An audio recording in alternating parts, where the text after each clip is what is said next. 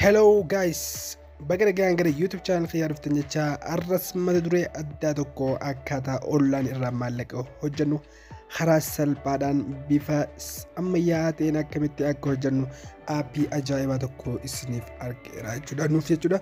Walumaa galatti aappii kana keessatti warreen silkis ta'e kompiitara qabdan karaa salphaan akkamitti akka fayyadamnu agarsiisa na hojii turaa isin jaa. Aappii kana dhumarratti kan isin agarsiisu ta'a. Aappiin kun baay'ee bareedaadha. Haaluma amma agartan kanaan tookinii hojjettu maallaqaas argattu guyyaa irraa seentanii numa hedduu jechuudha. Yaa salaam, I have won qarshii 5 moo'eetiin jira jechuudha. Haala kanaan hedduu dalagachuu dandeessu. Guyyaatti doolaara 100 hanga doolaara 1000 illee ni hojjechuu dandeessu jechuudha. Maqaa aappii kanaatii fi waan hunda isaa dhumarratti isiniin agarsiisa. Viidiyoo kana warreen haaraa taatan chaanala kiyya subscribe godhuudhaan akkamitti akka argadhee isin agarsiisa jechuudha. Kunoo viidiyoo haaluma kanaan argachaa jira. Waan inni naa kana irrees yookaan hagumaan 0.25 moo'eetiin jira jechuudha.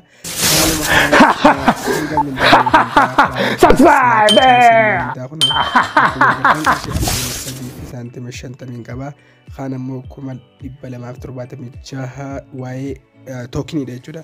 Chaansii kan ilaaluun amma geem kana keessatti kunoo carraa hedduutu jira. Carraa kana irratti qarshii tookinii 4,000 kafalee carraa moo jechuudha. Yaa salaam, amma 2,000 moo'eetiin jira. 4,000 kafalee tookinii jechuudha. Ammas niin kafala carraa argachuudhaaf.